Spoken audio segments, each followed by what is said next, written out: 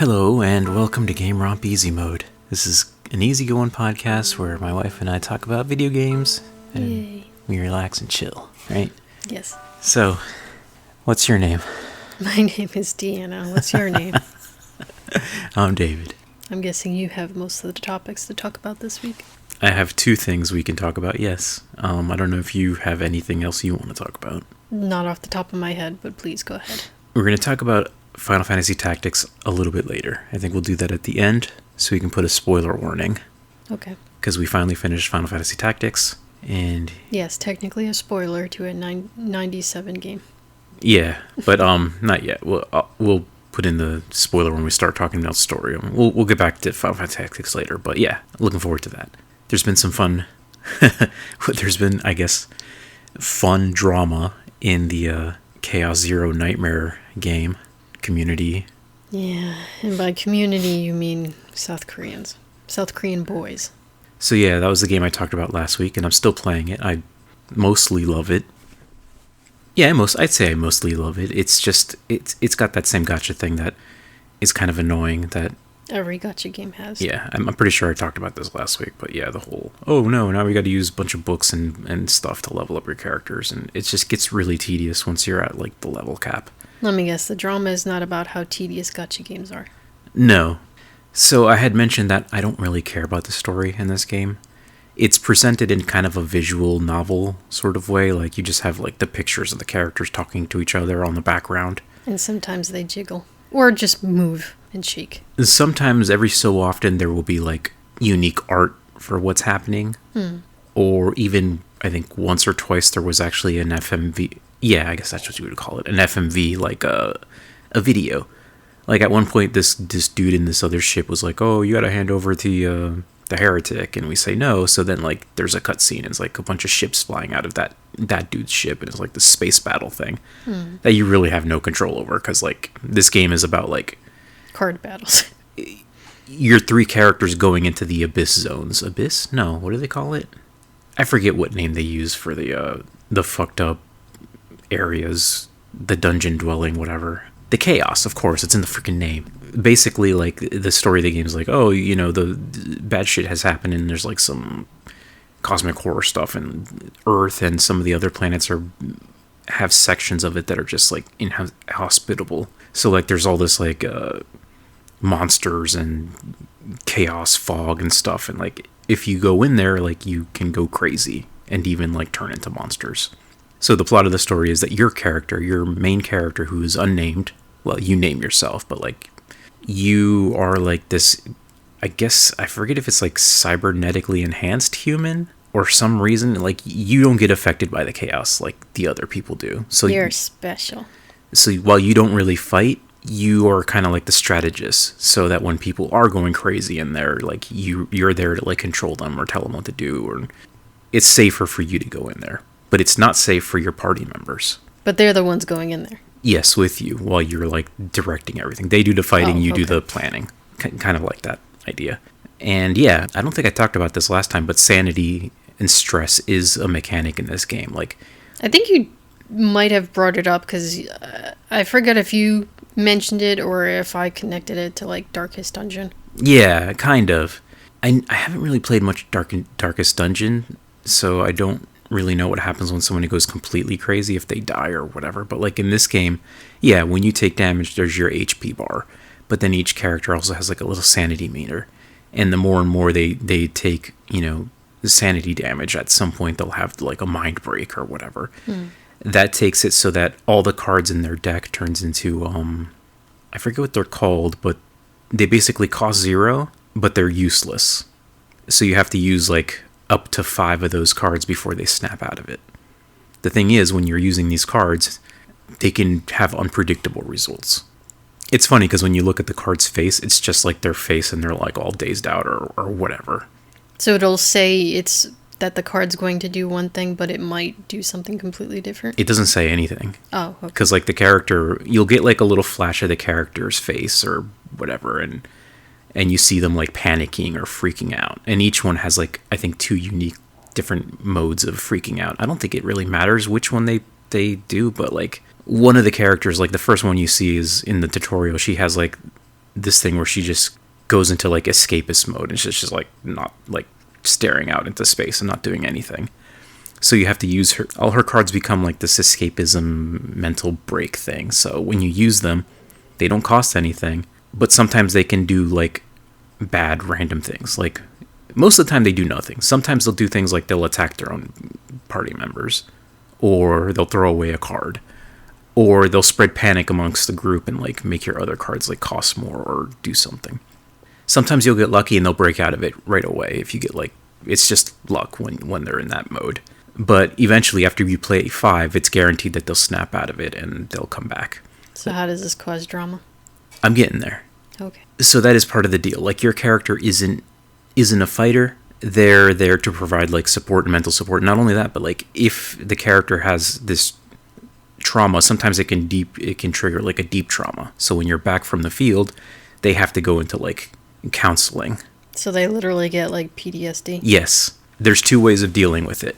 This is a sci-fi story in the future with spaceships and shit, right? So one of the ways to deal with it is just you can throw money at the problem and erase any of their memories of it. That's convenient. Like, yeah. But the problem with that is that you lose any of the skills that they built up on that run. So sometimes that doesn't matter. If, like, when you're doing these runs, like, sometimes you'll get, like, or you'll have an idea of what you want your build to be. Like, ooh, I want to trigger this epiphany on this card so that I can, like, you know, like one of my characters is Mei Ling, and she's like the Kung Fu girl. And one of her cards is draw 2 of your attack cards and they cost 0. The problem is if your attack card is already in the discard pile, it's not going to do anything. So one of her epiphanies on that card is move 2 of your attack cards from anywhere into your hand. So that'll pull them out of your graveyard or your draw pile. So, like, when I'm running, it's like, I really want to get that one. But if she ends up with, like, one of the other ones, then it's like, well, this run is kind of not that useful, so maybe I don't care about this particular build that we built on this particular roguelike run, right? Okay. So that's when you would say, you could just do the memory wipe, because it doesn't matter. But if you did get something, and they go into that trauma, and you want to save their deck, then you have to take them into counseling. And that's when your character's also there to do, like, counseling. So you have to do this thing where, like, you're also a therapist. Kinda, yeah. They'll be talking about, like, you'll have, like, the nurse be like, oh, this is what they're dealing with, and, like, you talk to the character, they'll start saying stuff. Like, one of the characters was like, she thought, like, people were watching her. She, like, kept seeing eyeballs everywhere or something, and, like, you get a couple dialogue options, and that leads down a different path, and then you get another couple dialogue options, and you do that to, like, either snap them out of it, or, like, depending on what you choose, like, they'll get more or less crazed, healed out of that trauma. I don't really understand too well. Like, again, it's because of dialogue choices. Sometimes you just pick the wrong thing, and it's like, whatever. But so far, it seems okay. Anyway, all that to say, yes, there's a sanity system, and your main character is not a fighter. He's more of, like, immune to the effects of the chaos and, like, the eldritch shit that's happening. So he's, like, the commander, in a sense. Is your character always male, or do you pick if you're male or female? You're completely faceless, no art, nothing. You could be anything you want to be. Okay, so you're just using he because you're he. Yeah. Okay. I don't think the characters ever... Do they ever say any pronouns? I don't know. No, you're just a nameless void, which is unfortunate. That's just how some of these games are, right? I don't know, that seems fine, because then you can just make up whatever you want in your head. I guess, but there are, like, sometimes in the story there are going to be, like, dialogue choices when your character is speaking, and sometimes they're really stupid. Like, one time you meet this priest girl, and she's, like, getting too close to you, and then you get, like, a text box choice, and, like, the only choice is gulp. Like, you're nervous around her. It's like, come on, that's fucking stupid. Okay, but that doesn't technically have anything to do with you being a void. You can still just imagine. Like, the dialogue options are dumb, but that doesn't have any influence on what your character is. Yeah. You could say you're female, you're male, whatever. But some people really don't like how the story and the main character is portrayed. There is, and I guess this is a slight spoiler, but who cares? The story in this game is so fucking garbage. There is a moment in the game where you and your party are going down into this chaos zone to retrieve this book. the male party member that is with you is called Owen. Wow. He's one of the guaranteed characters that is just in everyone's party because he's one of the 3 starters. And he's like a newbie. He's a greenhorn, a little baby recruit. Everyone's like dotting over him, like, you got to be careful. This is serious stuff, blah, blah, blah, right? Okay. So you're going through here, and he's like, I'm going to do my best, and I got to prove to people. At some point, he starts hearing voices, and he wanders off. Uh-oh. It turns out he got to the book before us, and, like, whatever eldritch shit is inside of it is, like, controlling his mind. And, again, the story in this is dumb, and it's being presented in a visual novel style, so it's not even fun to look at, honestly. Aw. Actually, this is one of the parts that has unique art. At one point, they show him, like, in front of the book, and his, like, eyes are all, like, you know, white or whatever. And, like, the book is controlling him, or whatever's in the book is controlling him. So, like, we're trying to be like, we got to get the book away from him. So, Renoa, your vice commander, she's, like, trying to shoot at the book, but then, like, Owen dives in front of the bullets and gets shot. Oh, jeez. Because he's, like, trying to protect the book because the book is controlling him. Yeah, makes sense. And we're like, okay, we got to do something. Like, okay, the main character will try to provoke Owen and distract him while you guys, like, destroy the book or whatever. So then, like, the main character is, like, rushing at Owen. But Owen's a fighter, and your dude really isn't. So, like, he, like, you know, like, hits you with his spear or whatever, and, like, he knocks you back. Eventually, you know, we get through this drama, blah, blah, blah. We knock him out of it. Owen's been shot. Your character's been hurt. And we go back to the ship, and, like, you know, people are, some of the other characters, which I'm pretty sure all the other characters in your party at this point are female. They're, like, worried about Owen, because, like, he got shot, too. And, like, you both are hurt. Yeah, so there's going to be some people taking care of Owen and some people taking care of you. I think Owen got hurt more, I guess. Well, he did get shot. So. Yeah. It's, again, it's kind of hard to know what's going on, because it's all just, like, JPEGs of the characters standing next to each other. There's no, like, different animations for them. They're just talking to each other. It's like, have some imagination here. Yeah. But a lot of people, I guess, were kind of upset that the characters were... There's 2 things. That they're paying so much attention to Owen, and, like, that he got hurt, and that he was stronger than you and was able to, like, fight you back. So, like, people are like, oh, Owen is... What kind of people? Gooners? I don't know. There's enough of a population in South Korea that complained to the devs about this, that Owen was getting too much attention, that our main character is such a pushover, that he's basically being cucked by Owen or whatever the fuck. They were so mad at this, like, whole thing that it wasn't just like I guess it was, maybe it's a loud minority, or enough people got to the devs about this that they literally had a stream apologizing about it. And they're like, on one hand, the story in this game is just so stupid. It really doesn't matter. Like, I'm gotten to the point where I'm just skipping some of it because I just don't care. On the other hand, the devs are like, yeah, we made a mistake, or we want to make sure that going forward we're going to make the main character more heroic, and that they feel more special than, like, the side characters or whatever, and that the side characters, if they have, like, relationships with each other, like, you know, because they're all crewmates too, Yeah. that we're not going to focus too much on it so that the main character doesn't feel less important or whatever. These fucking babies, I swear to God. First it started with women having hands, and now it's the fact that women are paying attention too much to another male who got fucking shot. Yeah, that's the thing. Like, he's, I mean, I won't say he's an important character in the grand scheme of things, but, like, he's a crew member that people, you know, everyone cares about. If something happened to one of the female crew members, yeah, we would be worried about her and be like, make sure, is she okay? Because actually, you know what? Something does happen to one of the other female crew members. In the very beginning of the game, Ray, you start your party with Ray, Owen, and Mika. Ray gets really fucked up in the first tutorial missions. So much so that, like, Owen seeing what happens to her, I thought she was dead, honestly. Somehow she's not dead, but, like, you see, like, we're fighting this giant monster that's, like, impossible to beat. And there's this little point in the tutorial where it's like, you gotta use this, and, like, Ray goes to attack the monster. The monster basically grabs her and, like, they show like an animated cutscene where the monster grabs her.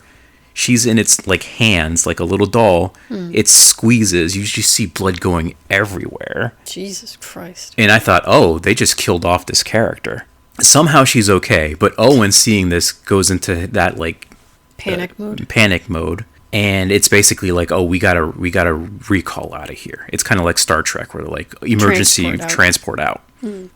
Now, is there any chance that a certain subset of people were upset that like Owen paid attention to this female character when she got hurt because only the main character can care about a female character? And I haven't seen any drama about this, but yeah, somehow she survives. She goes back to the ship and she's like in deep trauma and like she's out of the mission for a while. So you eventually, you know, with enough time and healing and mental whatever, she gets back into the party and you can use her again. And everyone's being really nice to her because like, oh, we were so worried about you. Are you okay? Are you sure you're going to be okay to come back to this? And like that is part of the story in one of the missions where like she's because that's like normal human interaction. Yeah. She had like PTSD and stuff, so there is one mission where like she kind of panicked and, you know, the dealing with the fallout of like the shit that happened. And I don't think there was any drama about that, but for some reason when Owen got hurt and like people were also worried about him in the same way they were about Ray, there has been drama about that. And now, okay, granted, there's going to be a language barrier, and I can only go off of the multiple threads on Reddit and videos I've seen of it, like of people translating and like people from Korea also putting in their opinions. Like, it's not that he's cucking us, it's about like the hero, it doesn't feel like a hero or important enough or whatever. Yeah. But like, it's a mess. And some parts of the story are just, honestly, most of it's kind of like just whatever. It's not that good. So much so that, yeah, not only have they come out to apologize about the story, they have already committed that they're going to completely rewrite it. That's fucking like, the story already kind of sucks. But then at the other end of it, the way you've explained like what happens to her and how she comes back from it somehow, even if that's kind of like cheesy that she got fucking crushed basically to death but somehow survives it. But like, you made that sound interesting. And then they're like, oh no, we have to rewrite it because some incels in Korea are like having a fucking fit. I don't know how much they're going to rewrite. From what I've heard, they just want to get a new writer and rewrite it. They're probably going to be like, okay, we're going to kill all the male characters and the females will only like flaunt over you or something. That's what I'm worried about. Like, this incel shit has just gotten too fucking far. Because as they were talking about that, and we know after watching the Moon Channel, which is the lawyer guy, you know, their whole thing about, oh no, two fingers coming together by a female is a pinch and it's about our small peepees. And someone had posted, I don't know if it was Ragnarok. It made me think of Ragnarok. Probably something completely different. But they complained about this little, it looks like a little girl, but of course it's anime, so she could be at like 5,000 years old.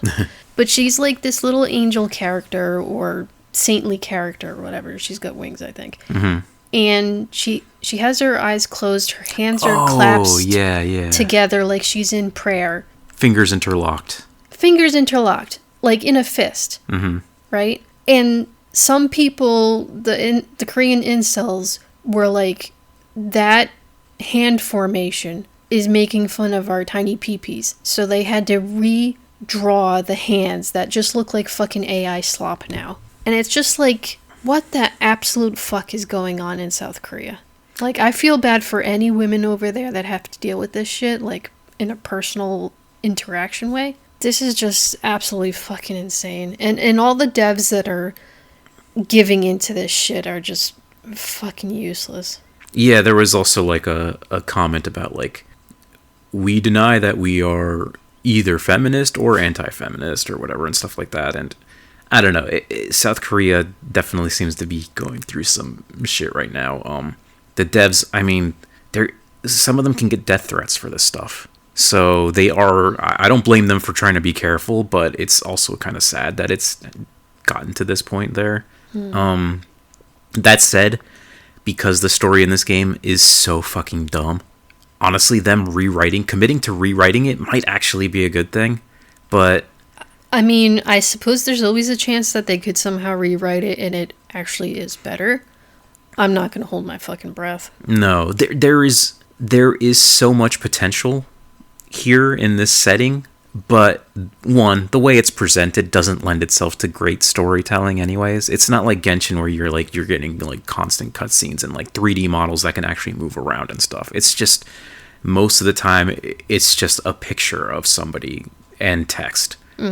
There was one of the story segments I unlocked at like the end of the current chapter was about the villain of this chapter and like his tragic backstory, how he was in the Chaos Zone with his companions and they all died, and like how that affected him. And like it's like a flashback to when that all happened.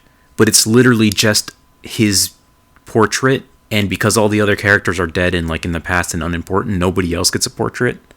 So it's just like him wobbling around on the screen, this PNG of this character wobbling around on the screen with just constant text, and it's like so fucking boring. Like, I don't know, man. It's tough because like This is, again, where imagination probably helps. yeah, and like when you're playing the game, the characters have their little sprites and like your card art and like their big art, and like some of the attacks have like unique animations. Yeah, So, like all those animations look really good every time I've looked over and seen them. yeah, visually the game when you're playing them and the monsters and stuff, it's really cool. It's just in the story segments, it can be such a drag and really boring to sit through, honestly. So sometimes like, oh, the characters might seem interesting, but it's just so draining to just, I don't know, man. Maybe I'm just not into visual novels anymore. Like it's weird because like I really like the Ace Attorney games.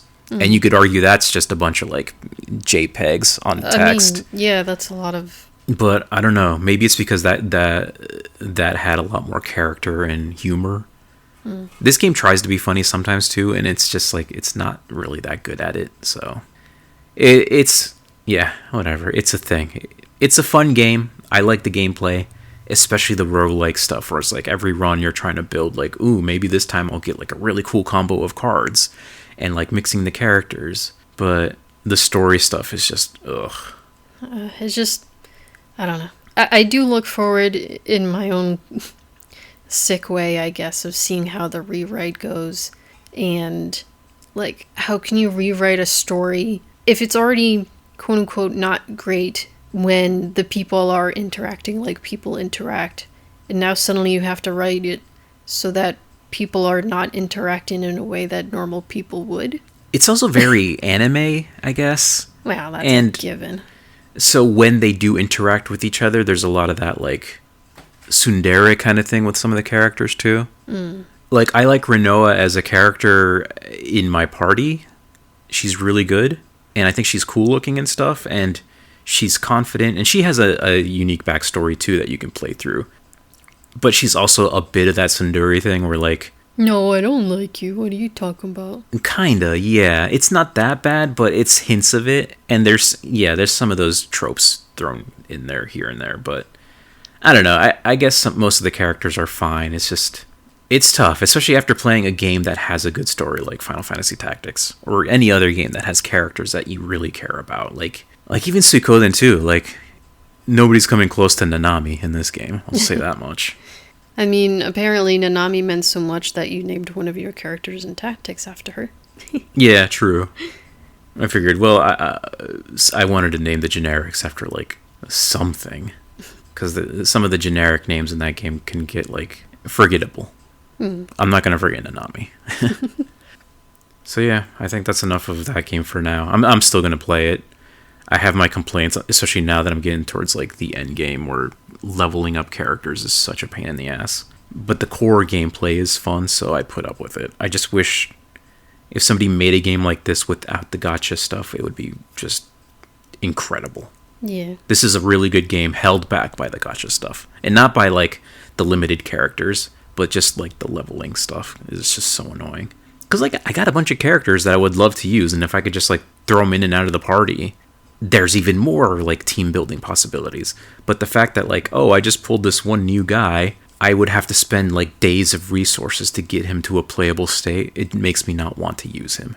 Yeah, that's fair. Sometimes I get to that degree with battle cats. Yeah. It's not as egregious because it's usually mostly just experience. And technically they do have like multiple stages, and I can get between using the XP up as well as, watching a free ad for a couple of seconds, I can get about 1,000,000 XP 3 times, I think, with the ads per day. Okay, let me ask you this. So. You have like a team of cats that you really like against aliens or red enemies or whatever, right? So you have your team for that. Let's say next week this new banner comes out and it's like, whoa, it's got, I don't know, Lupin characters. Whoa, it's Lupin the Third and he's in Battle Cats, and you pull and oh my god, you got Jigen. How many days would it take to get Jigen or whatever character to be battle ready in your team?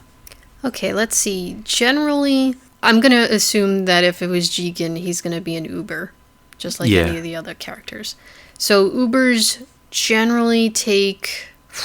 Okay, I don't know exactly how much, but say to get them up to level 10 maybe would, I don't know, 5 million? A couple of days. If it was something so much like Jigen or something, then yes, I would take the time to build them obviously. Up. But because you like that character. But like if it was... But I've had tons of Ubers that I don't bother putting XP into because I look them up to see if they're even worth putting in the effort at all. And there's tons of Ubers I have that are just not really worth it. Yeah, that's fair, but like I'm just thinking, if you do have this character that you want to level up, like you pull him that day, is he gonna be ready to fight that day? No, probably not. But next day, the third day, fourth day maybe? A couple of days. Yeah. So it's like, but it's also not as complicated as seemingly the games you like to play. Yeah. Where you have 3 different items. This one's just like, you need a fuck ton of XP. Yeah, it's the same way in Genshin. Like, I was at level cap in Genshin, and it's like, oh, the new characters are coming out. And it's like, great, I got this new character. How many days of grinding is it going to be before I can even really use them in my endgame party? And it's usually like, it's going to take like 3 or 4 days for them to really be like, not only maxed level out, but like have their equipment and their talent skills leveled up. And you're not only to get the equipment, but then leveling up the equipment. And do you have the right weapon? Now you got to level up the weapon. There's no equipment, thankfully. Yeah. There are talents that some of the cats have access to. Technically, not all cats have talent access. There are also like these talent orbs, and it seems like the mechanic for the talent orbs is like really egregious because, you get the talent orbs and say you get, I don't know, 5 or 10 or something of the D rank, and you have to put so many of those to get to the C rank, and then so many of the C's to get to the B rank, and all this stuff. But I kind of read up on it, and if you just happen to be playing the game and happen to get that many talent orbs, then like, fine. But to actually grind that seems so fucking stupid and not worth it. So overkill?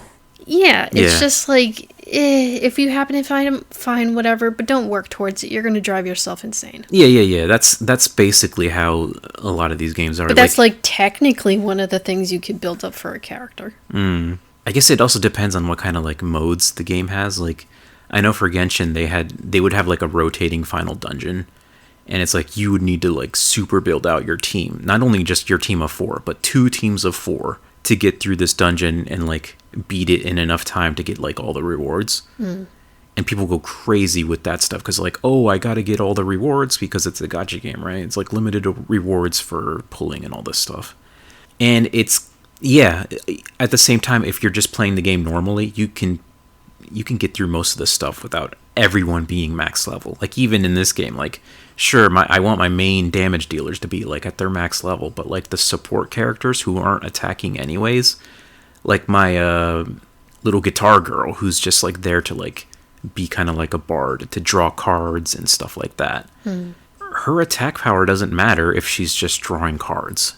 So like, yeah, some of the support characters don't need to be like super max level or anything, but still, like, it still takes a while, especially with equipment too, because like, oh, then I gotta get the equipment stuff, and like then you gotta level up the equipment, and oh, what about their weapons? Oh, I know, I'm a broken record with this stuff. So anyway, I don't know why I put myself through this, because it's fun, and I like the characters and the art and stuff, and like especially the Eldritch horror roguelike card. I don't know, it's such a good idea. Like, it's such a good game held back by the gacha stuff, which I know I've said like probably a million times already. So I guess we can move on. Yeah, let's move on to a game that isn't gacha. Yeah. Which I assume is the tactics, or did you want to do something else real quick before getting back into tactics? I don't know how long we'll take to discuss tactics. I don't really have much else to talk about besides going into demos. There's some news. We can do some quick news if you want. Sure. Apparently, and okay, this is only news that I care about, because, well, whatever. Fallout 4 is getting an update to coincide with the release of the season 2. Wait, is this the one we already went over? No, we went over Fallout 76. Fallout 4 is also getting an update. Oh, okay, my bad. I'm sorry, I got the numbers confused. Yeah. Fallout 4 has been in a, frankly, finished style? Broken state. Oh. They had released a next-gen update. I don't remember how long ago this was, like a year ago or so. That brought in some major bugs.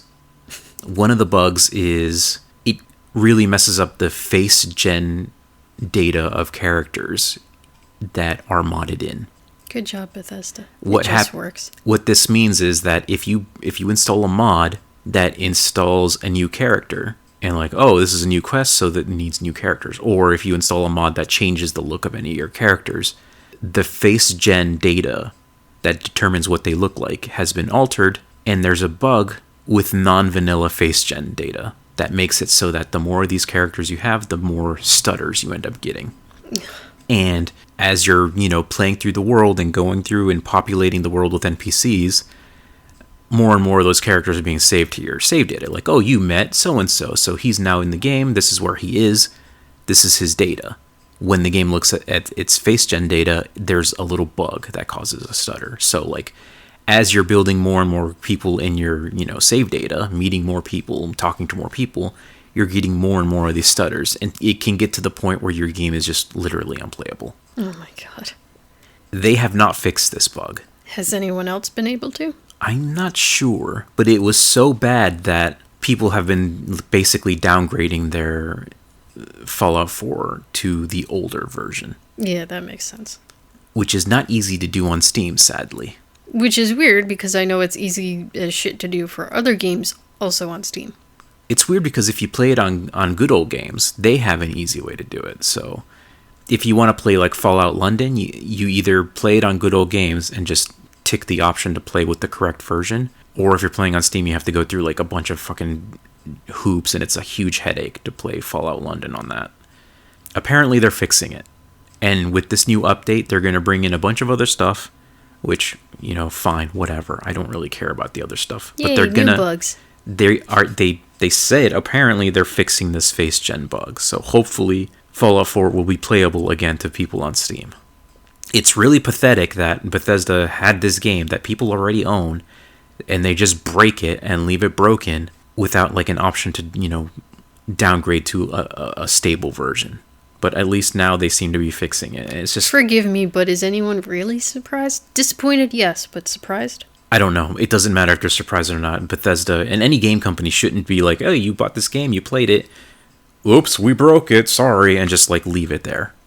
So it's like, I don't want to praise Bethesda for like fixing a game, but like they left that in a broken mess, and it's good that it's getting at least fixed now. Yes, but holy shit, it should not have taken a year. Yeah. So that's something maybe one day I'll actually get back to playing Fallout 4 and play Fallout London and so many of the other mods that have come out that I just haven't gone back to because I didn't want to deal with the headache of dealing with that on Steam. Get your shit together, Bethesda, goddamn. I don't know. I guess that's the only kind of news I wanted to talk about. There was like this mouse game I showed you, but it didn't look that interesting. It was okay. So you said the person who wrote the article, I guess, about it mentioned or compared it to RimWorld for some reason. Yeah. Yes. It's not at all compared to RimWorld. It's more akin to maybe like even the Anno series, Maybe. or even closer, I'm assuming, would be like a mix between Anno and Banished? no. Fuck, I just had the name too. It was the Beaver game. Oh, I don't remember the name of the Beaver game, but yeah, I know what you're talking about. I had it earlier too. I never played that. It's it's a city building game, except you control mice. And your overlords are cats, apparently. Yeah, yeah. And if you don't please the overlords, they'll come with their ships and blow you up. Yeah. See, that's why I didn't compare it to Banished, because Banished doesn't have any violence in it. Yeah, true, but but this game does look like it's very resource heavy. True, but so is an Anno. So Yeah. I don't know. I just compared it more to those, but... And I don't know, maybe there are some RimWorld things where you have to like tell everybody's job specifically or something, how that handles it. Maybe. But yeah, it's a game where you're playing as a colony of mice building up their town. There's not much else to it, really. It's your typical old school town builder. You just happen to be playing as mice instead of humans. Yeah, I saw like the description of it. It's like, oh, you play as mice in this town builder. And like, oh, Deanna would like that. And then we watched the trailer and we're like, well, I don't know. Yeah, because I tried, I think, the Beaver Town Builder. I'm going to remember that after the podcast ends. Editor Deanna here. The game's name is Timberborn. And I played that a little bit and I was like, okay. It did have a vaguely interesting thing because you were working with beavers and dams and stuff that you had to kind of control how the water moved through the town. Yeah. Because that's obviously what they're working with. So I don't know if the mice are going to have their own version of something like that, or it's just like, if you made these humans, it's the same damn thing. I don't know. I think the game is called Whiskerwood for the mouse one. But yeah, we'll see. I don't know. Maybe if there's a demo one day, we'll get back to it. But I guess we can talk about Final Fantasy Tactics. Yes. We finally beat it. You finally beat it. On stream, yeah. I watched. I definitely cheesed the last few battles. I don't know. I guess, is cheese a little bit different than saying you, like, cheated? No, I mean, I didn't cheat. These are in-game mechanics. Yeah, that's what I was like. If it's in the game and they let the stuff through, it's not cheating. Yeah, no, not at all. Okay, so no spoilers yet, but one of the characters has a spell sword ability, so he can cast like a bunch of spells, but he's also a knight. And one of his spells is Drain. And for some reason, the damage that Drain does is a percentage of max HP. But because the bosses and the demons or whatever have so much HP, every time he did that attack, it would do like 999 damage. Yeah. I think the only, if you want to call it a bug, is just that they allowed him to use that on bosses. But I guess it was just an overlooked thing. So I used that. I used him in the party. I also, for the first time ever, went and got the powerful javelin. It's hidden. You have to like use a chemist to like find it. I've never done that before. I was like, okay, fine, we'll see. I was debating when we were playing. I was like, should I even do this? But I'm glad you pushed me to do it. Well, I think the thing too is because this has quality of life updates compared to the original, that you could essentially save right before save searching. scum. Yeah. Yeah. So the time to save it, look for it. Oh, this isn't the right item. Reload and do it again was much quicker than if you had to start like the entire battle all over again. In the original you would have to, like, you would know where it is, but like you would have to sit through multiple turns of like getting the guy out of the way and getting your character up there and hoping it happens. Now it's like you get an autosave every turn, so it's like, move your character there, did you get it? No, reload that autosave, move your character there, did you get it this time? And just repeat that until you get it. So yeah, so basically because of that I'm like, just do it. Yeah. You want the item. You know it's going to help you a lot. Just do it. So I got that spear, and I also got the, I forget what it's called, the really good shield. I think it's like Escutcheon or something. Yeah. That's like the name of a real shield, so I forget what it's called. But yeah, I got both of those. I gave the shield to Orlando, so he was really hard to hit. And I gave the spear to Ramza. I turned him into a Dragoon, and I gave him the samurai ability to use two hands on his weapon to like double the attack power.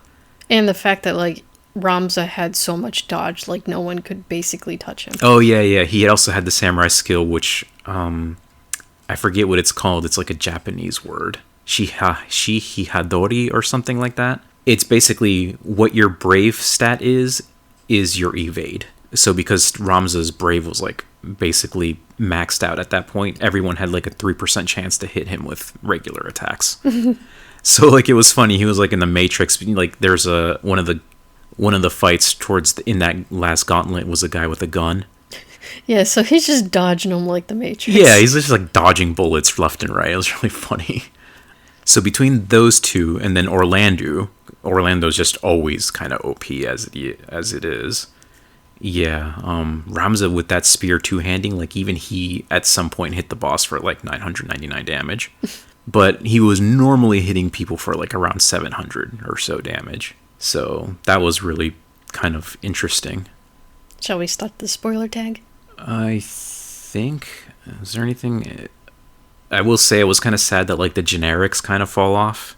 I did end up using one of my generics at the end, which was David, because he was dual wield with the Defender, which was a pretty good build. Yeah, I know you kind of gave up on the Deanna character, because... Deanna was still really good. Except for that one fight where she got charmed instead of charming others. The fight where you have to save Cloud. Yeah. There was like 3 male thieves, and two of them knew Steelheart. Deanna knows Steelheart, and she's put it to good use many times, including one of the fights on the way down to the final battle. There was a fight where she charmed a samurai. Mm-hmm. And that samurai used 2 of his turns to do AoE damage against the enemy party, which was incredibly good. But during the fight with Cloud, she failed her charm, and then the thief did not fail his charm against her. But then Deanna charmed one of her other people. Oh yeah, then Deanna charmed Ramza. Oh my god. So Deanna, being charmed on the enemy team, charmed Ramza, and he had the spear at this point. So like at some point Ramza's going towards David, who again, because of his build, he's dual wielding swords, but one of them is the Defender, which gives him like crazy amounts of parry. But Ramza still had like a 17% chance to hit David and one-shot him. Luckily he parried it. But yeah, I was like, oh man, that fight was a mess. And it didn't help that Cloud didn't do a damn thing. Yeah, Cloud was just running away, even though he was pretty well equipped. What an asshole. Ugh. Anyway, yeah, that was a fun fight, even though it was kind of frustrating. We made it through. I think we ended up somebody's helmet was stolen, but in the grand scheme of things, it was fine. I just want to say one last thing before we get into story spoilers. That I think playing through this again in this remaster has just not only reaffirmed my love for this game, but honestly, I could probably easily say that, yeah, this is my favorite Final Fantasy game. It is absolutely the best Final Fantasy game, especially in this package as it is now with the updated story. Because holy cow, it was so good. So if you have not played Final Fantasy Tactics, or haven't in a while, or only played the original PlayStation 1 version like I did, it is so worth playing through this new remake with the voices. Like I really underestimated how much the voices in the new lines would just amplify how good this game and the story is. And that's saying something, because generally you don't like listening and taking the time to listen to lines being read out. Yeah. So the fact that you're enjoying these lines, these voice actors so much, and saying that it's adding to the story so much is like, holy shit. That's like the highest of praise. Yeah, I think it's also because of the way it's written, if I just read it, it's kind of like, it doesn't hit as good as hearing somebody say it. It feels like a play in a way. I don't know. It's weird, but it's so good. And like I feel like they've added new content too. Like some of the scenes where like you have certain characters to come with you. Like, oh, Meliodul is reacting to her father. Like a lot of that stuff I think is added. So like, oh, you brought Agrias along. She'll have a comment to say to this dude that wasn't in the original game. There's also some content that was in the previous game that isn't in this one now, which I'll get to a bit later, but in the spoiler section. But yeah, generally, oh my god, it's so good. It's so good. And I was just speechless again at the end. So yeah, Final Fantasy Tactics, the best Final Fantasy game, especially now. Hands down. It's one of my all-time favorite games ever. So we're going to go into spoiler section now. We're going to talk about the end of the game and how you thought. Now that you've sat through the story, and I know you like there were certain times where you were just kind of like in and out of paying attention, but generally, what did you think? Yeah, I did enjoy it, and I mean, okay, it's a little hard for me in some areas because trying to remember, there are like so many characters in the story. Yeah. Just trying to figure out and remember who's connected to who and who does what to who, and these are all completely fantasy names. So like things like Ramza is easy to remember and Orlando is fine. But some of the other characters, I just can't remember their names, and then I start forgetting who they were. Like, especially at the very end, I had to ask you who was with Delita, because I'm like, okay, which one is she? The queen? Yeah, or I guess, like, I had to remember that she was the one he originally kidnapped in the beginning, I guess. Yeah, fair.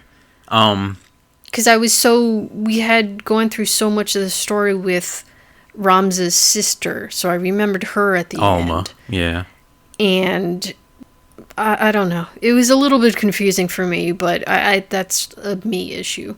Yeah, that's fair. I mean, I think it also helps if you're playing this that there's now, I think there's always been, but a little compendium you could look at and like, who is this character and what's their name and what's their deal.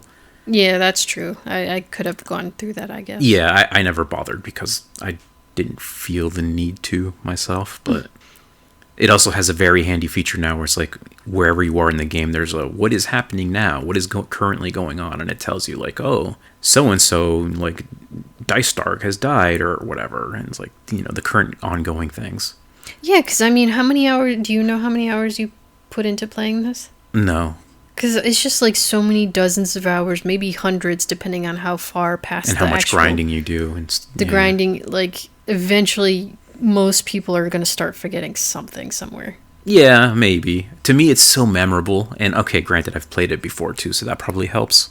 True. But it's just so memorable. Like, it's hard to forget much of it. I think the only parts that are kind of forgettable, in my opinion, are like the two brother and sister characters that join halfway. It's like, oh, they're here, and then they go away. Well, that was also hard because of how their bravery and faith worked, and they were like the opposite of each other, but then it made certain things to, I guess, maybe traits or something, or how to work them into your team, and you're like, dude, I've already got so many people that I can't have a whole team, or I can't use everyone that I already have access to, and now you're giving me more characters. It's like, it's a little bit too much. I would love a mod that gives you more, lets you use more of your characters. Yeah, I guess if they did that, though, they'd have to give you even more enemies to fight. They would have to rebalance it a bit, yeah. Yeah. Some of the battles, you are way outnumbered, but then some of the other battles, it's just like a couple of really strong enemies. Like there was that one battle with the dragons, and I brought Raze along just to tame the dragons. And it's like that battle went from like 5 really strong enemies to, well, the 2 guys again against the 2 really strong dragons that I tamed. Yeah. So that was fun. Also, at that point in the game, because I had Orlando, and Meliadul can too, but like they can just break the enemy's weapons. So he had a really strong gun that was really annoying to deal with. But once we broke his gun, it became a lot more manageable. But yeah, story wise, like I forget what we talked about last time we mentioned this game, but the last chapter of the game kind of goes into the whole church stuff, which when I originally played the game I didn't like, because it was the game starts off really strong with Ramza, Delita, and Argath. Is it Argus? I forget what they call him in this game. The asshole. Yeah. And like dealing with like the corpse brigade and like what their whole thing was, and like, you know, the common man trying to, you know, stand up against the aristocrats or whatever. Yeah, the class warfare. Like, all that stuff was so good. And that kind of continues in, like, the political back and forth of, like, oh, then you have to deal with, like, Larg versus, oh, fuck, I forget the other guy's name. Goltana. And it's like, Goltana wants to put in the princess, but Darg wants to put in the little baby boy, and it's like they're fighting, and like then your brother Dice Darg and how he's manipulating Larg, and yeah, there's just so much going on. Yeah, it does start getting a bit confusing when you start adding in all the the church characters and how they're relating to each other. Yeah. And then there's also like the lore about the whole zodiac stones and what they cause, and the story of their basically Jesus figure. Yeah, but that Jesus figure is actually not a good person, and then the church itself was hiding that because, well, how else are they gonna manipulate the common people? So it's the story of like the church starts off kind of interesting. Of like, yeah, they're hiding. Most of the people in the church don't know this either. Like even the higher ups, because that book that like they hid it, so yeah, it wasn't in their canon, so no one's gonna usually read outside the canon. And that was a lot of the interesting parts with the conflicts with the church. Was like Ramza would be like, look, some of your dudes are summoning demons or aligning themselves with demons, and like then the church people are like, yeah, I'm gonna fucking believe a heretic telling me this. Yeah, and that is so it makes sense. Like, of course they're not gonna believe Ramza. Like, wow, you're telling us our Jesus was actually a dick? What the fuck? Yeah, I'm not gonna believe you. It's compelling because like we know he's telling the truth, and eventually some of them do also learn. Like Meliadul, when you first meet her, oh, she fucking hates you. Yeah, and her fight was really tough. She's like, you killed my brother. I'm gonna fucking kill you. I'm not gonna believe a word you said. 1, you killed my brother, and 2, you're a heretic against the church, which has basically been my whole life. It's crazy that, like, yeah, just by chance she does wander in and see you fighting one of the demons, and it's like, oh shit. But like everyone else, just even when she's like, they're not gonna believe you. Like, imagine trying to convince somebody on the opposite end of your political spectrum to be like, to come over to your side. Now, like, have to throw in like supernatural stuff, like actually it's demons, or like one of the characters literally tells them like, if you wanted to try to convince me with your words, you could have at least come up with a more believable story. Yeah, it's like, oh, the person you look up to in politics is actually a lizard person. No one's gonna fucking believe you. Yeah. So that was like, especially with this new translation, it comes across a lot better, especially for the people that don't know what's going on all the way. Some of them just think that the Fulmar, I think his name is Fulmar, some of them think that he is just like, he's very powerful, but they think, oh, it's because he's been chosen by God and he's going to lead us to this new, revolution where the working people will not have to deal with the aristocrats or what is it called? Aristocracy. So it's like they're following him because like a lot of them are compelled to be like, look at all the wars these assholes are fighting against each other. These fat cats sitting in their castles making us kill each other and starve. We are going to put an end to that. And like even to the end, towards the end of the game, like so many of the characters that were fighting with him believed that and didn't know about the demon stuff. So like this new translation really pushes that, like telling Ramza like, yeah, what do you know about suffering? You grew up in this pampered lifestyle. We are fighting for a change. And he's like, yeah, I agree, but like you're fighting with a guy who's like communing with demons. And how can you even reply to that? They're going to be like, don't bullshit me with your stupid ass stories. Yeah. It's just really good. It's really compelling. Like the bad guys in this game, at least the ones that aren't like the super bad guys, the demon people, the other bad guys are very compelling. Like you feel for them, even if some of them aren't doing the best things. Because even Delita's thing was he found out that Dystarg, your brother, and Larg wanted to kill Ovelia so that the little kid can be, he can just be the king and end this fucking secession war, right? Yeah. Delita found out that they were going to kill him, so he's with the church at this point, and like he's kind of working with them, but he's not a true believer. He's just using them too. They're using him. Everyone's using each other, right? What a mess. So he saves Ovelia, and he's like, I'm going to promise you that we're going to make it so people don't use you anymore. You are going to be queen, and we're going to put an end to all this shit. I'm tired of people using us. We are not going to be their pawns anymore. And I promise I'm going to be your weapon to make that happen. And Ovelia at first doesn't believe him because, well, she was kidnapped by him. Little did she know that he was actually saving her. But the thing is, Delita, too, is rising up through the ranks to, like, get power. He kills Goltana, and then, like, he doesn't kill Orlando. I don't think he would be able to, but they basically let him be framed so that Orlando can go fight with Ramza. but he's like slowly working his way up. He's like, he took over, I forget the name of the guy that his battalion he took over, but like, yeah, he started out as like a nobody, then he became like a captain of the night, then he took out Goltana, and like he basically became like the king at some point, right, with Ovelia, because they got married, and Ovelia's like, yeah, he's gonna be my king or whatever. But there is a scene that's missing from this version of the game. I don't know if it was like in the planning that they added back into the PSP version, or they just added it to like make things a little more like understandable. But at some point, Agrias gets to meet up with Ovelia again, and she's like, oh, she meets Delita, and she's like, she doesn't trust Delita. So she tells Ovelia, look, it seems like you're in an okay position now. You're safe here at least. I have to go fight with Ramza, but I'm going to leave this dagger with you to like, if you ever need to protect yourself. So that's where she gets the dagger in the final scene. Oh, okay.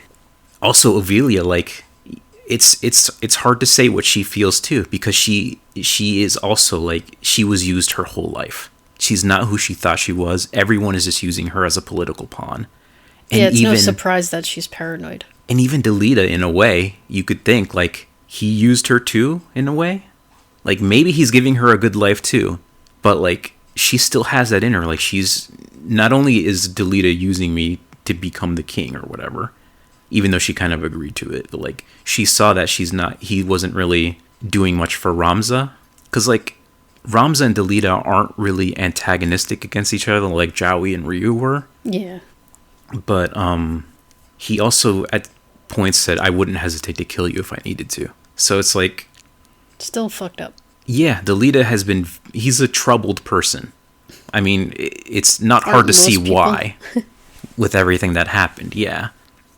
But like, it's tough because at the end of the game, that was the scene I wanted you to see, like, because I remember seeing that as a kid and being like, holy shit. Because at the end of the game, yeah, you defeat the demon Seraph or whatever. It seems like Ramza is dead. They're having a funeral for him. And I guess Ramza and Alma decide, we're just going to pretend to be dead and leave. We can't with this shit anymore.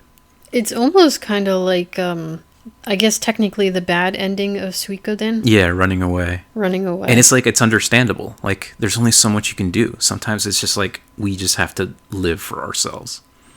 And it doesn't help that Ramza's a heretic to the church anyway. So he wouldn't be able to live peacefully anywhere around there. They would have to go somewhere where, like, the church has less influence or nobody knows him or whatever the case may be. You know, that is, I guess, an open end at the end of the game. They defeated all the demons and stuff. Was the book that describes what the Jesus figure actually was? Like, was that destroyed or something? Why couldn't they, like, release it? There's a point before you go into the dungeon that Ramza gives the book to the Templars. Because they're like, we have Alma, you have the book. We want the book, you want Alma. So they do the exchange? Yeah, but then they're like, you know what, we're going to keep Alma. Of course, right? Yeah. So they have the book. That book is not getting out anywhere. Ugh. That's why the whole thing with Oron happened. Oron is the son of Orlando. At the end of the game, he sees Ramza, and he kind of knows what happens. So he is the one that writes the Zodiac Brave story. Oh, yeah, and then it turns out they burn him at the stake for being a heretic. Yeah, he writes the Zodiac Brave story to tell the truth of what happened. The church finds out, and they're like... fucking kill him. They kill him. So Oron has a sad ending to his tale. That was fucked up, yeah. He does live long enough to be married and have a kid or whatever, because the people who find the story and are retelling it is they're Oron's descendants. But yeah, Oron sadly has a sad ending. As do so many of the characters, frankly, like Ovelia. We get to the end. We see the ending with Oron, and he's like, "Oh, Ramza's alive," and we get the credits. And after the credits, we see a final scene with Ovelia and Delita, right? They're in like a courtyard, I guess. Yeah, and Delita's bringing her flowers, and he's like, "Oh, it's your birthday, right?" And then out of nowhere, Ovelia just stabs him. Yeah, and it was like right after he said something to the effect of "my eternal love for you," and then she just fucking stabs him in the gut, I guess. And the question is, though, does he mean that? Can you ever really know someone's true feelings? She feels like he has been using everybody. Ramza, Oron, herself. I think she is hoping to, like, just put him down and move on without him. Well, she doesn't get that chance because obviously he's a king. It makes sense that he would have protection. So he just fucking stabs her back. He pulls the knife out of his chest and he stabs her and kills her. And then he like stumbles away. He basically looks up to the sky and says, well, Ramza, did you get a happy ending out of all this, or did you get what you wanted? Because this is all I got. And then he collapses. It isn't super confirmed if he dies from that or not. I always assumed yes. that he dies too. But yeah, man, it's such just a gut punch of an ending. Like, it just left me speechless again. This game. Could you argue that, like, maybe he did technically use her for certain things or in the beginning or what have you, but then actually did fall in love? It's impossible to say. Like, there is a scene where earlier in the game, I forget exactly what they say, but the Lita was talking to Ovilia and he was like teasing her a bit. And she says something along the lines of like, don't talk to me like that. Everyone is always talking down to me or don't see me as a person, blah, blah, blah, whatever. And he genuinely says, I'm sorry, that was cruel of me. But like... Again, people just say that and don't mean it. Yeah, it's impossible to know what's in his heart. And like, he has used people, and it maybe could be said that it would lead to a better world with him in charge or whatever. But like, to the people around him, like, and the person most close to him, Ovilia, at that point, like, we don't know what their life was like. And if she was still like, didn't trust him either. I don't know. It's crazy. Like, just... Relationships are hard. Yeah, especially because we don't see into their lives too much. Yeah. But whatever the case, Ovilia didn't trust him. And that was the ending of them both. End of the game. The final cutscene, the final line of the game is like, yeah. One last murder. Or double murder. Did you get what you wanted out of this? Because this is what I got. And it just ends. It's fucking crazy. It's so good. It's not... Maybe it's not quite up there with The Last of Us. With the, Do You Promise? But holy fuck, it's still really good. After everything. Jeez, what a game. What a story. This is why, like, when people say we want more games from Matsuno, it's because he wrote that. And it's like, we want more games like this. We want less of the, this evil tree is gonna kill everybody, or the super clown is angry and he caused an apocalypse. We want these interpersonal relationships that, like, show how people interact. Yeah, the story of this game is just leagues beyond anything else Final Fantasy has ever done. Even though some of the other Final Fantasy games are great. Don't get me wrong, I love Final Fantasy, but I love Final Fantasy, especially like 5 and 6. And 12, I think 12 is also an Ivalice, and it is also political in nature, but it's... Is that the one with Cloud and... No, 12 is with Vaughn and Balthier and the bunny lady. Because, like, I have never played any other Final Fantasy game. I've just watched this Tactics, and I've played a little bit of Tactics Advanced. And what little I know of the one that has Cloud... And, like, it seems in the beginning that could actually go pretty well because it's environmentalists doing all this stuff. And that could be a good story, but... It does still have that throughout, but just like this kind of goes into magic-y demon stuff, Final Fantasy VII does also kind of go into, like... That whole Sephiroth thing. Yeah, the alien and the meteor thing. But it still has the environment... The ending of the game is very open-ended in that, too, where... meteor is going to come crashing down onto the planet, and it seems like the planet is able to save itself, and like you see like the end of the game is just like the city overrun with green. So it's like, what happened? Because like the planet itself was able to like defend a little bit. It has like mechanisms to defend itself, but yeah, that's a whole other discussion. Maybe one day we'll play if the rumored Final Fantasy IX is true, we could maybe play that, because I think that would be the other story that maybe you would kind of like, because it's cute and I like the characters in that. But the other ones, they're fine and I love them, but I know you, and it's probably not gonna happen. Maybe a little bit of Final Fantasy VII in the beginning because it's just so goofy. Like the part where you go to the brothel is so fucking goofy. But yeah, anyways, Final Fantasy Tactics was great, and man, they just don't make them like that anymore, I don't think.